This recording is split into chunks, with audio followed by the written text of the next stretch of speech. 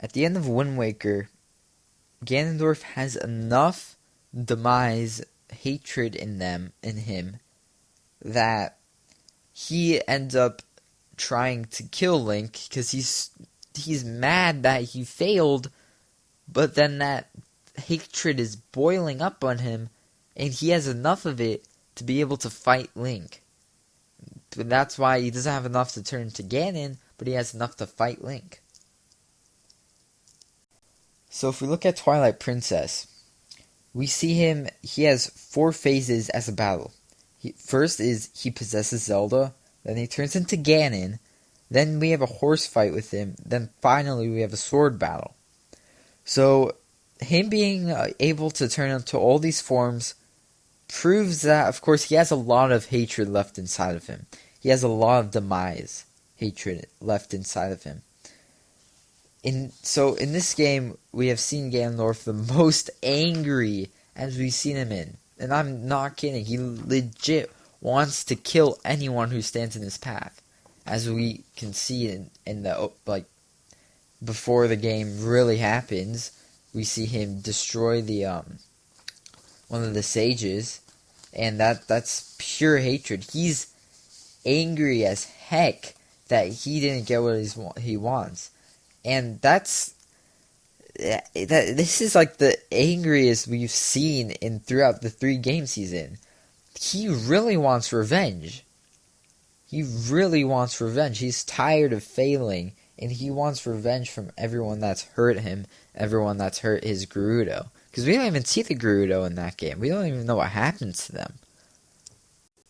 So, having Ganondorf's own anger and Demise's anger formed together, this is why we see he is so powerful in this game, and he has a lot of phases to turn into, and he doesn't give up until finally he dies with the sword. So the whole point of this is, we're talking about his hatred and how Demise is separate from Ganondorf. Demise's hatred separate from Ganondorf. But how can one lose anger? Well, I have that's the whole point of this.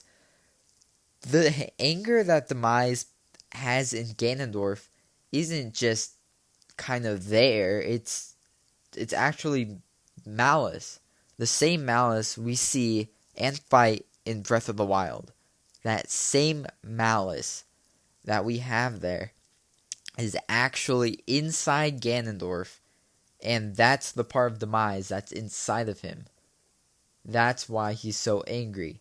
And that's why in Wind Waker, a lot of that malice gets down after he gets defeated, after anything happens, that malice stays out and it comes out a little bit, and he loses some malice every time. So, looking at the Breath of the Wild 2 trailer, we presumably see Ganondorf, but we see something else. We see malice coming out or escaping his body and going to Hyrule. This malice is created the Calamity Ganon, and of course filled the Ancient Guardians and Divine Beasts with hatred. This malice is actually Demise and his hatred escaping from Ganondorf's body and creating its own being. So, how it's escaping its body can mean, honestly, 3 things. Ganondorf is dead, and Demise is trying to escape his body so he can live on without a dead host. Now, that could be possible because we could have actually killed Ganondorf and the Twilight Princess. We could have actually stabbed him and he's actually dead. Or Ganondorf is still alive and he has lost all hatred and is trying to separate from Demise. Now, looking at this could take like a more of a Wind Waker approach. He doesn't have that much Demise left inside of him. He doesn't have that much malice left inside of him. So Ganondorf might actually be turning good.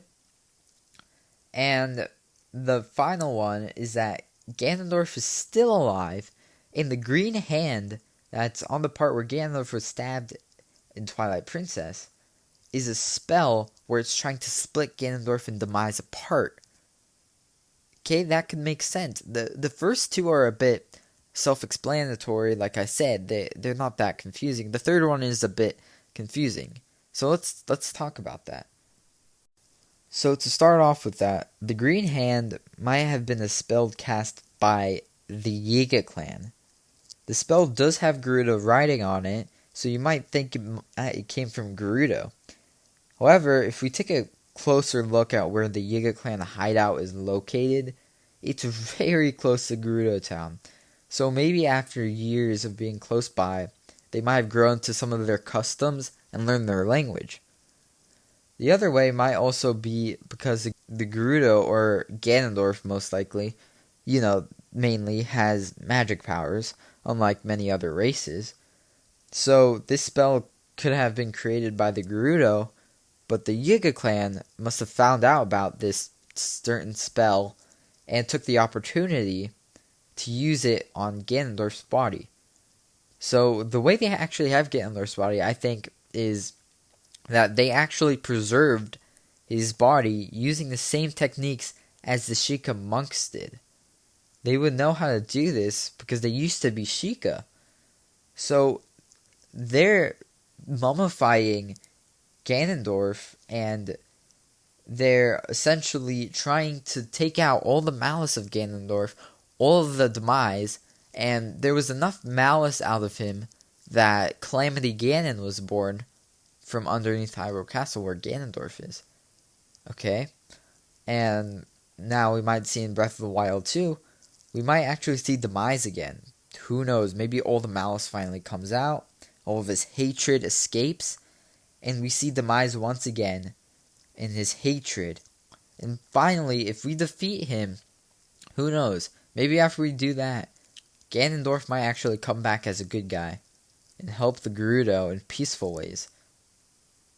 We never know.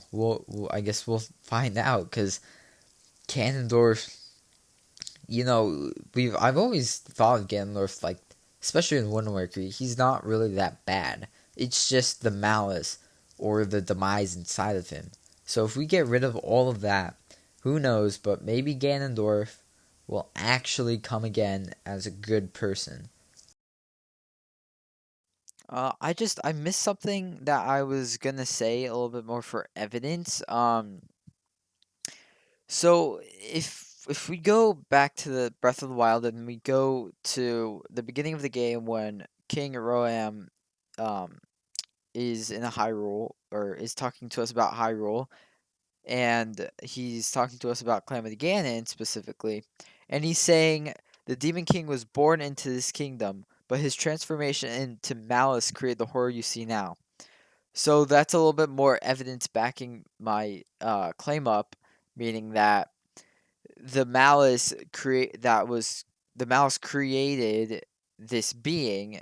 So since the Demon King was born into this kingdom, that means that he's saying that pretty much the malice coming off of Ganondorf was created into this beast you see, which is now Calamity Ganon.